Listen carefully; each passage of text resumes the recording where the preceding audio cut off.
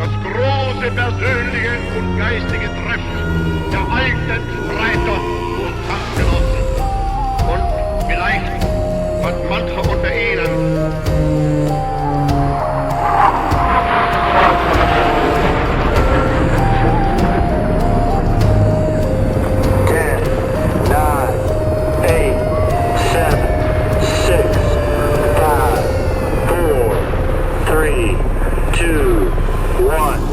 Bienvenidos a Archivos del Tiempo Podcast.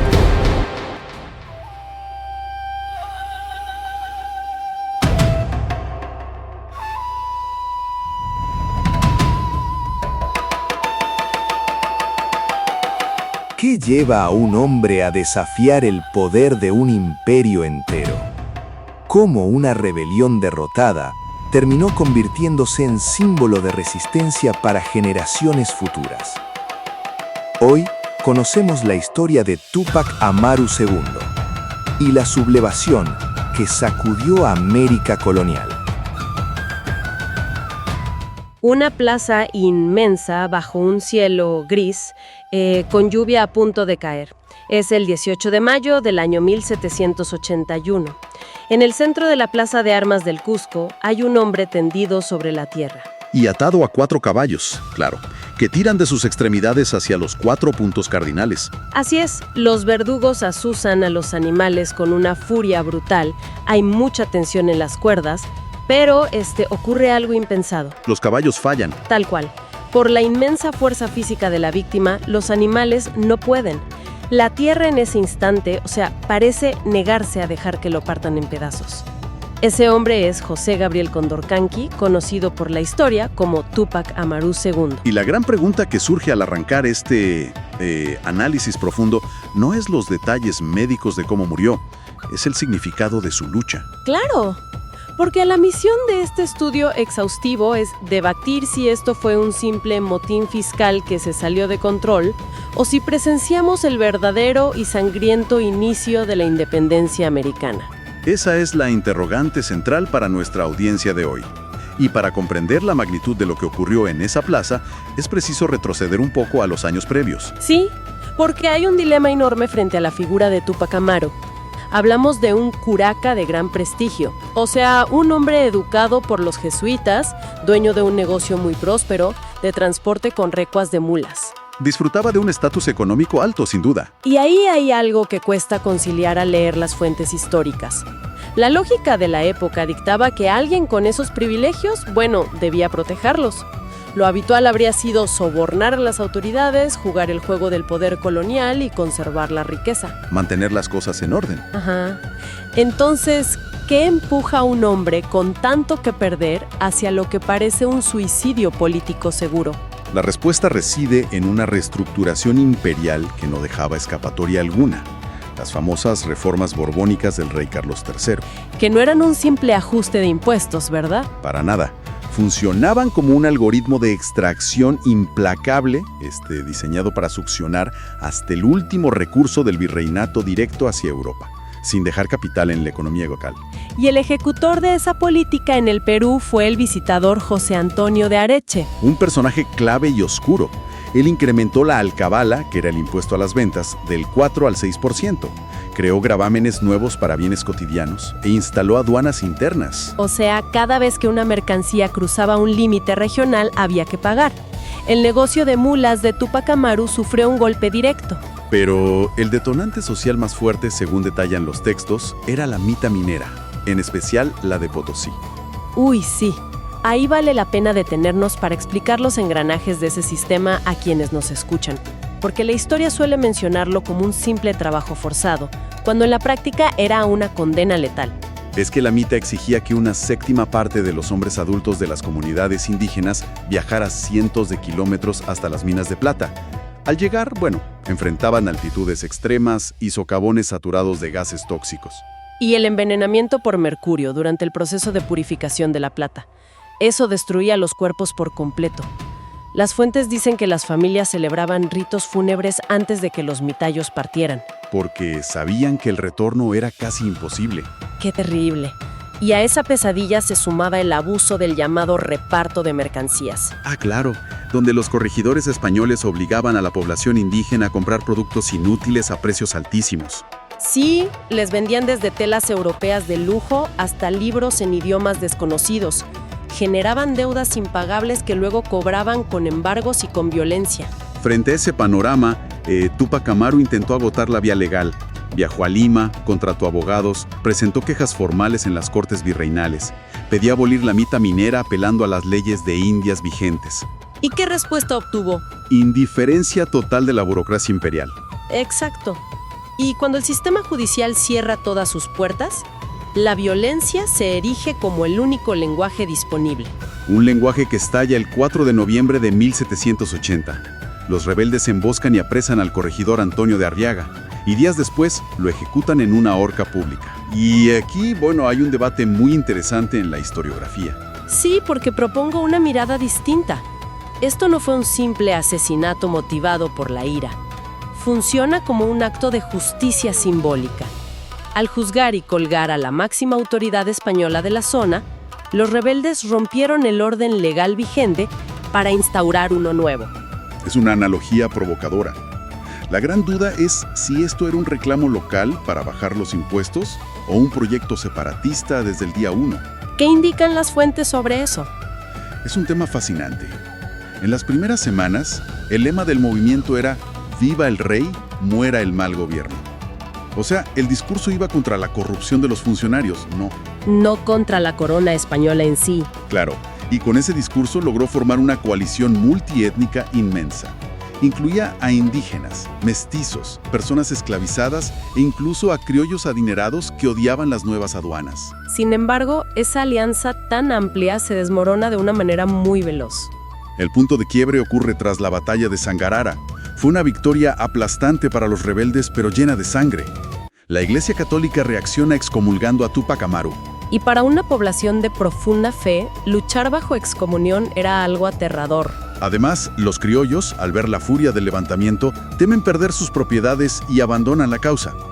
Ante esa deserción, el movimiento cambia de naturaleza por completo. Se radicaliza hacia una emancipación indígena total, buscando restaurar el imperio inca. Así es. Y esa radicalización nos obliga a mirar los engranajes de la guerra.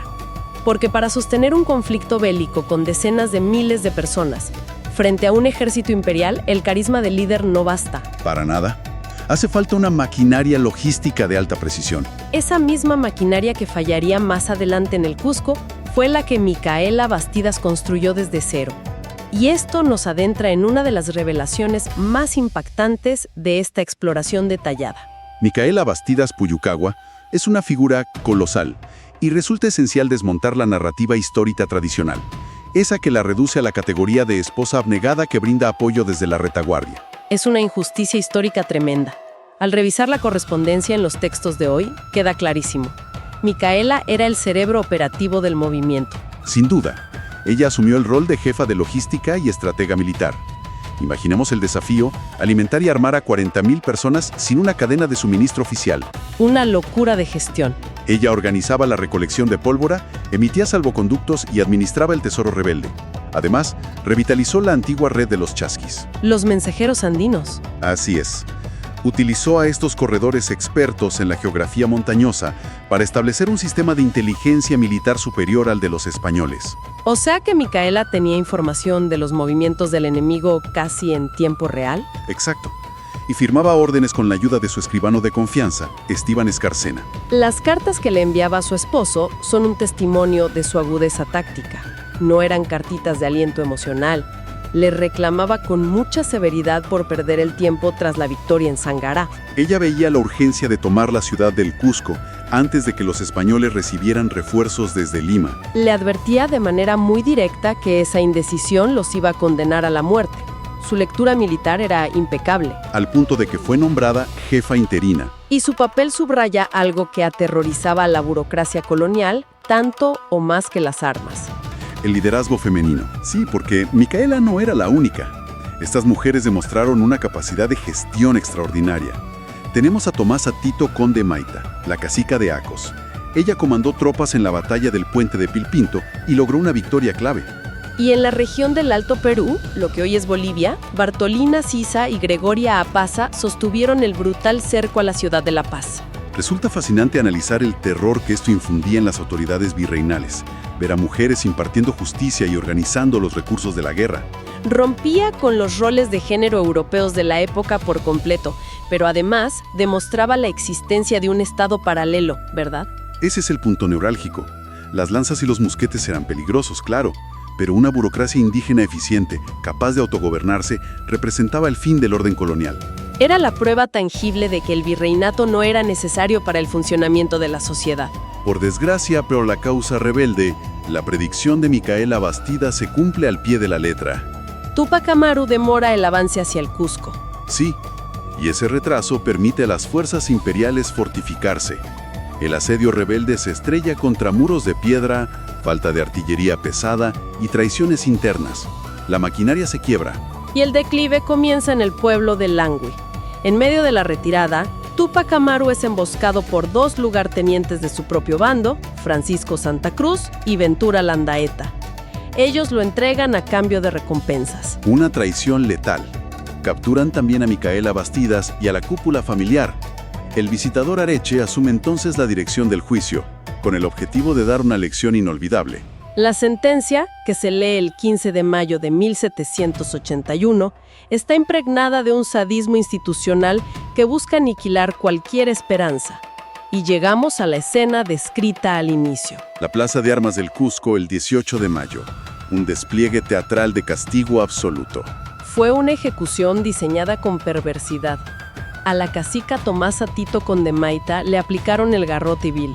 A Micaela Bastidas la obligaron a observar la ejecución de su hijo mayor antes de subir al patíbulo. Y el método elegido para ella expone toda la brutalidad del sistema. Para quienes nos escuchan, es importante entender la mecánica del garrote vil. No era un simple ahorcamiento. Consistía en un collar de hierro atado a un poste de madera. El verdugo giraba un tornillo en la parte posterior. Claro, que apretaba el collar contra el cuello para aplastar las vértebras contra el poste y causar una muerte casi al instante. Pero los documentos revelan un horror imprevisto. El cuello de Micaela era muy fino. Al girar el tornillo, el torno no la ahogaba.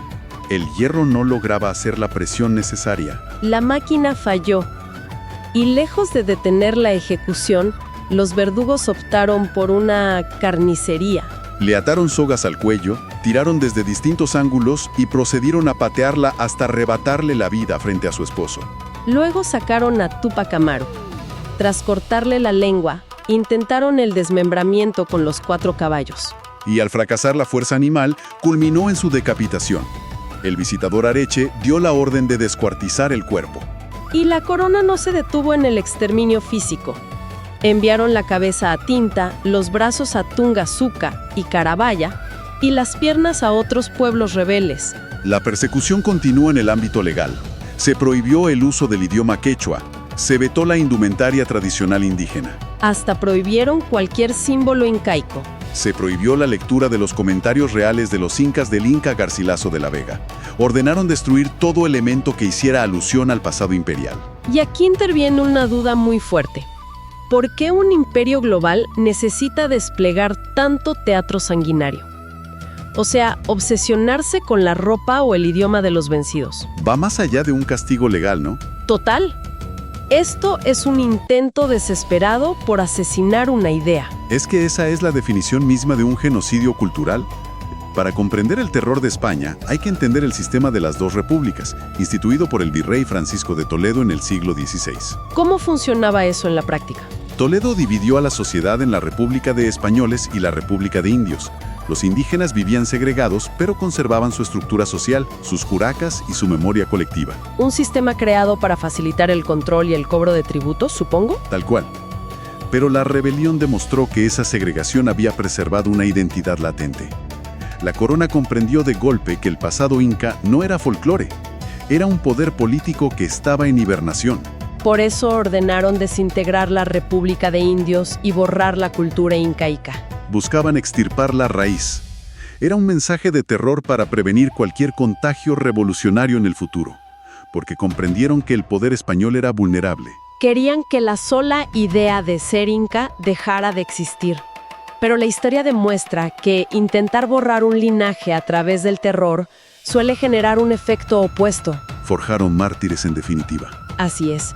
Y resulta imperativo indagar en el destino de quienes no perdieron la vida ese 18 de mayo. La historia de los sobrevivientes es muy desoladora. Empecemos por Fernando, el hijo menor de Túpac Amaru. Fernando era un niño de apenas 10 años. Las autoridades lo obligaron a presenciar la masacre de su familia. Los cronistas relatan que, en medio de la ejecución de su padre, el niño lanzó un grito agudo y desgarrador que quedó grabado en la memoria del Cusco. Después de ese trauma inenarrable, se dictó su destierro a España. Su vida es una tragedia continua. Sobrevive a un naufragio durante el viaje.